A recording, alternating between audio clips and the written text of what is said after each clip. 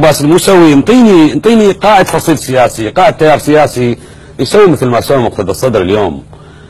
بهاء الأعرجي، محمد الدراجي، السيد الشمري، وزير الموارد، صقور وزراء تعالوا يا هيئة سياسية ودوهم للنزاهة، ودوهم للمساءلة والعدالة. هسه المساءلة والعدالة ما ادري ليش، ما ادري بيهم واحد باقي، ودوهم للقضاء.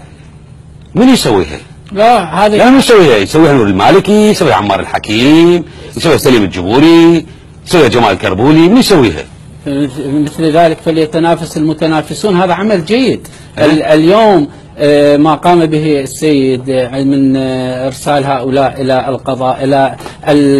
القضاء هذا عمل جيد، وهذه مبادره مطلوبه من كل التيارات الموجوده في الساحه العراقيه. حتى السيد اليوم عندما أرسل بهاء الأعرجي وغيره أرسل إلى مؤسسات الدولة العراقية، لم يرسله إلى عمل خاص. نحن ما هذا نقول تأكيد على أنه تيار الصدري وسيد مقتدى الصدر ما يريدون ينهون العملية السياسية. هو اعتراف مؤسسات الدولة. هذا جيد. هذا اليوم الخطاب جيد. لذلك الخطاب الأسبوع الماضي يعني أثار الكثير من التساؤلات، ومما عدا برئيس الوزراء أن يرد، لأن الكلام كان أعطى تشكيك أن هنالك مشروع لدخول الخضراء، ودخول الخضراء يعني إسقاط العملية السياسية. اليوم رسالة السيد مقتدى الصدر هو عودة وتطمين إلى الشركاء إنه ما زال جزء من العملية السياسية ولا يتجاوز الأطر الدستورية